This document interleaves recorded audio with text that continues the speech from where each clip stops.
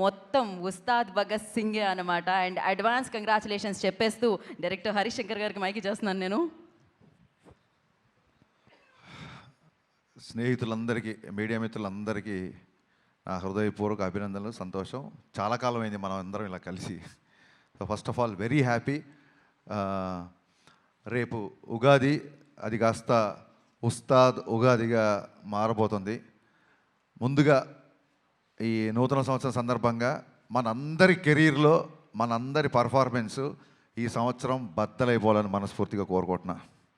మీ అందరికీ బాగుండాలి. సినిమా చాలా ఇంటర్వ్యూలో చాలా మ్యాటర్ చెప్పాను. నాకు తెలిసి ఒక ఒక ఒక బిగ్ స్టార్ కమర్షియల్ ఎంటర్టైనర్ వచ్చి చాలా కాలమైంది నా ఫీలింగ్. లాస్ట్ కమర్షియల్ ఎంటర్టైనర్ మీకు ఎవరికైనా గుర్తుందా? చాలా కాలం అయింది. మా తమ్ముడు అనిల్ బ్లాక్ బాస్టర్ కొట్టాడు, మనశంకర వరప్రసాద్. కమర్షియల్ ఎంటర్టైనర్ తో పాటు it's more of a family entertainer అని నా ఫీలింగ్. అందుకు నేను అంటున్నా, ఒక స్టార్ హీరో అన్ని హంగులతో వచ్చిన సినిమా, కేవలం ఫ్యాన్స్ మాత్రమే కాకుండా సాధారణ ప్రేక్షకుడు కూడా ఎంజాయ్ చేసే సినిమా వచ్చి చాలా కాలం అయింది అని నా ఫీలింగ్. ఫుల్ పెచ్డ్గా పాటలు, డ్యాన్సులు, డైలాగులు, విలన్తో పాటు ఉండే ఒక హీట్ కాన్వర్జేషన్స్, లవ్ స్టోరీసు, అందులో ఒక entertainment. When I say entertainment only comedy కాదండి. ఎంటర్టైన్మెంట్ అన్నప్పుడు solid action sequences, solid dialogues, at the same time ఒక అడ్రలిన్ రష్ ఇచ్చే మూమెంట్స్. డెఫినెట్గా మిగతా సినిమాలకు ఉన్న రేట్లు మనకి ఇక్కడ తెలంగాణలో రాలేదు. కాబట్టి ఇది ఏ రికార్డులు కొడుతుంది, ఎంత కలెక్ట్ చేస్తుంది, ఒక రూపాయి ఎక్కువ చేస్తుంది తక్కువ చేస్తుంది అనేది నేను చెప్పలేను.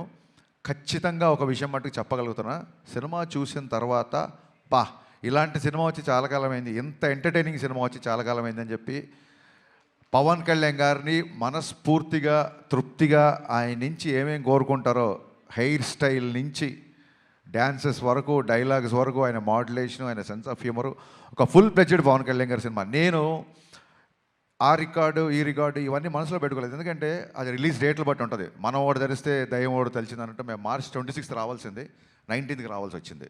సో ఆ రిలీజ్ డేట్ని బట్టి సంక్రాంతికి వస్తే ఒక రెవెన్యూ, సమ్మర్కి వస్తే ఒక రెవెన్యూ, మిగతా ఏ సినిమా లేకపోతే ఒక రెవెన్యూ. ఆ రికార్డ్స్ అంటే ఎంత కలెక్ట్ చేస్తుంది అనేది మన చేతిలో లేదు. ఎంత ఖర్చు పెట్టి తీయగలుగుతాం, ఎంతలో తీయగలుగుతాం అనేది డైరెక్టర్ చేతిలో ఉంటుంది. ఆ విషయంలో నేను 100% సక్సెస్ అయ్యాను. చాలా ఫాస్ట్గా ఎక్కడ వేస్టేజీ లేకుండా ఈ సినిమా తీయడం జరిగింది. నా unedited length, first half edit చేయకముందు వచ్చిన లెంత్ 1 hour 19 minutes. అందులోంచి కొంచెం ఎక్స్ట్రా ఎంజీస్ అయ్యి ఒక 5 నుంచి 7 నిమిషాలు తీసేసి ఫస్ట్ హాఫ్ రెడీ చేసాం. అలాగే సెకండ్ హాఫ్ కూడా అంతే, ఇంచుమించు ఒక 125 వరకు వచ్చింది. దాన్ని కూడా ఒక 119, 120. అంటే నాకు చాలా చాలా చాలా తక్కువ ఎడిటింగ్ పని అనమాట. సో అంత కాంపాక్ట్గా ఇండస్ట్రీ ఉన్న పరిస్థితుల్లో ప్రొడ్యూసర్లు ఎదుర్కొంటున్న సమస్యలను దృష్టిలో పెట్టుకొని చాలా ప్రీ ప్లాన్డ్గా, ఎందుకంటే ఇంత ప్లాన్డ్గా చేయడానికి మా మెయిన్ బలం ఏంటంటే పవన్ కళ్యాణ్ గారు. ఎందుకంటే ఆయన పొలిటికల్ స్కెడ్యూల్స్ అన్నీ ఆన్ టైం జరగాలి కాబట్టి మన దగ్గర ఒక అవర్ అటు అయినా, ఒక 1 day ఇటైనా సరే మొత్తం ఒక చైన్ రియాక్షన్ లాగా, ఒక బటర్ఫ్లై ఎఫెక్ట్ లాగా మిగతా అన్నీ దెబ్బతింటాయి. కాబట్టి ప్రాపర్గా టైం ఇచ్చేవాళ్ళు. మార్నింగ్ 7 o'clock అంటే 7 o'clock ముందే చెప్పేసేవాళ్ళు, అదే టైంకి వచ్చేవాళ్ళు. లేదు ఇవాళ మధ్యాహ్నం 2 గంటల తర్వాతే వస్తారు అంటే 2 గంటల తర్వాతే వచ్చేవాళ్ళు. సో దాని మూలంగా ఆయన రాగానే ఎంత ఫాస్ట్గా ఆయన వర్క్ ఫినిష్ చేయొచ్చు అన్న దిశగా మేము చాలా ప్రీ ప్లాన్డ్గా చేసుకున్నాం. కాబట్టి అట్ ద సేమ్ టైం నేను చాలాసార్లు చెప్పాను, మళ్ళీ చెప్తున్నాను, మైత్రి వాళ్ళు ఎలా ఉంటారంటే, సార్ ఇది కావాలి, ఇలా ఈ సెటప్ అనుకుంటున్నా, లేకపోతే ఇది అనుకుంటున్నా అంటే ఫస్ట్ క్వశ్చను ఎంత కావాలి అంటారు, అంతే. అంతే తప్ప ఎందుకు కావాలి అని అడగరు. ఇలాంటి ప్రొడ్యూసర్లని కాపాడుకోవడం, ఇలాంటి ప్రొడ్యూసర్లు 10 కాలాల పాటు ఇండస్ట్రీలో ఉండడం, వీళ్ళు మరిన్ని సినిమాలు తీయడం అనేది ప్రతి డైరెక్టర్ బాధ్యత, నా స్ట్రాంగ్ ఫీలింగు.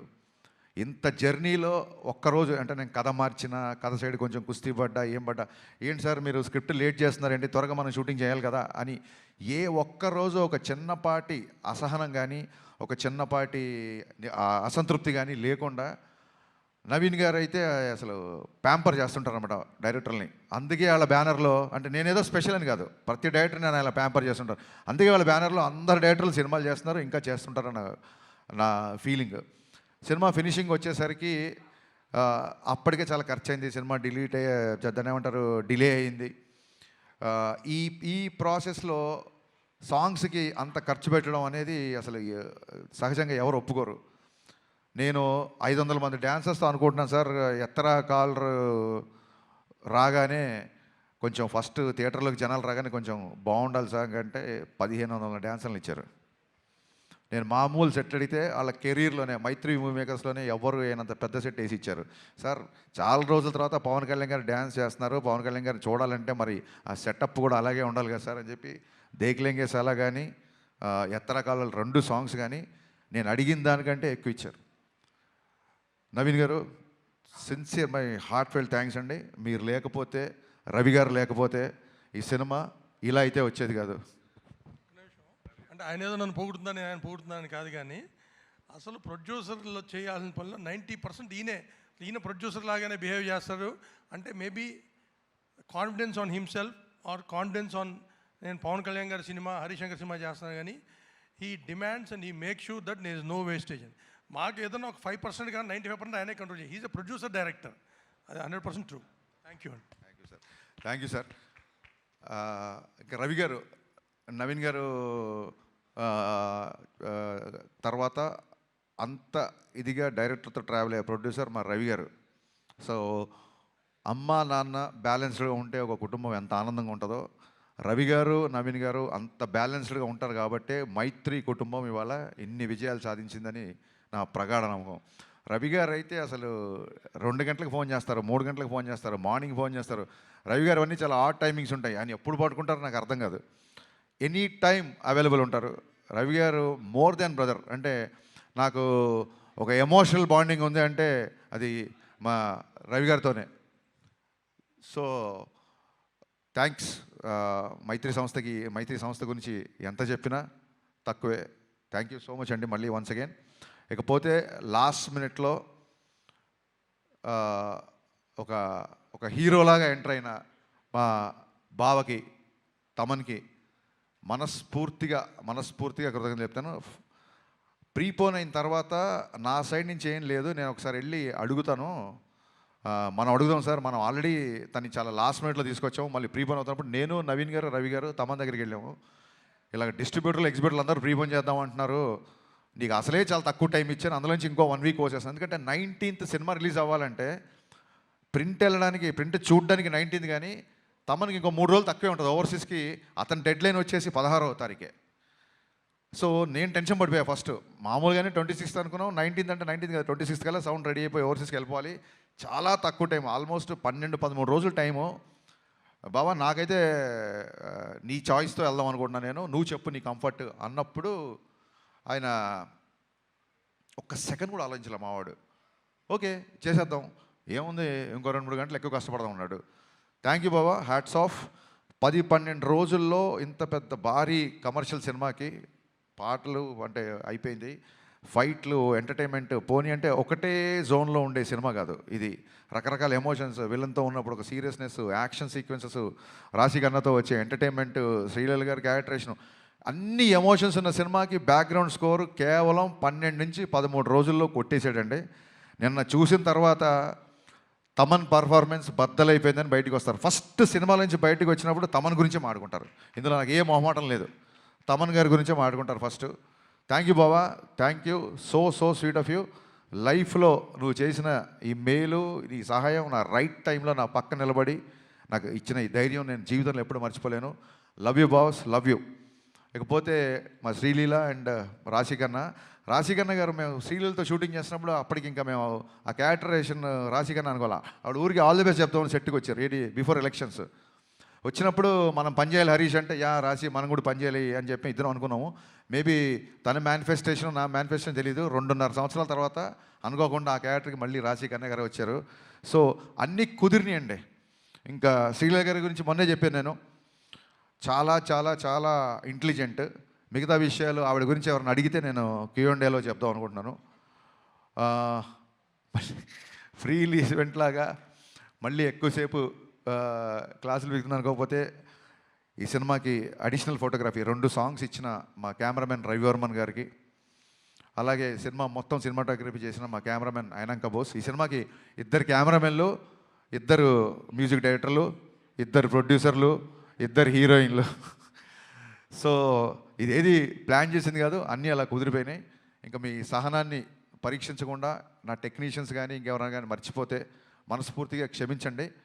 ఆ, మళ్ళీ చెప్తున్నాను, ఈ కలెక్షన్స్ నెంబర్ గేమ్లో పడి ఒక చిన్న డిస్టర్బ్ అయ్యే ఛాన్స్ ఉంది. కాబట్టి నేను చాలా రోజుల నుంచి వీటికి దూరంగా ఉండే ప్రయత్నం చేస్తున్నా మ్యాక్సిమం. ఎవరికైనా ఇప్పుడు 100 రోజులు, 50 రోజులు, 250 రోజులు సిల్వర్ జూబ్లీ ఫంక్షన్ లేవు. కాబట్టి సినిమా యొక్క హిట్ అనేది కలెక్షనే పారామీటర్. కాబట్టి ఏ డైరెక్టర్కైనా ఆ కలుపుకోవాలి లేకుంటే తీసుకోవాలని ఉంటుంది.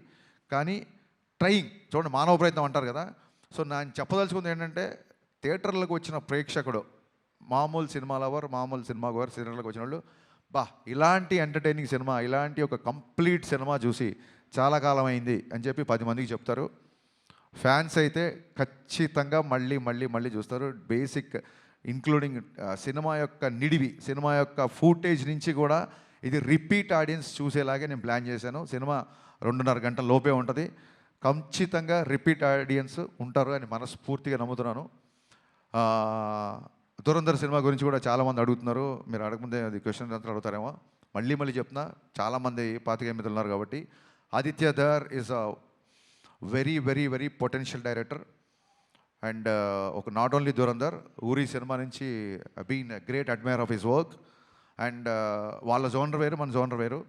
So I feel it is not a competition of cinema from 19th Ugadi. It is going to be the celebration of cinema. Thank you so much. Thank you so much Harishankar గారు. మీకు ఉస్తాద్ ఉగాదికి ముందుగానే happy Ustaad Ugadi. And prepone right టైంకి అయిందండి ఇది. Ugadi start Bhagat Geetha Bhagat చూడండి.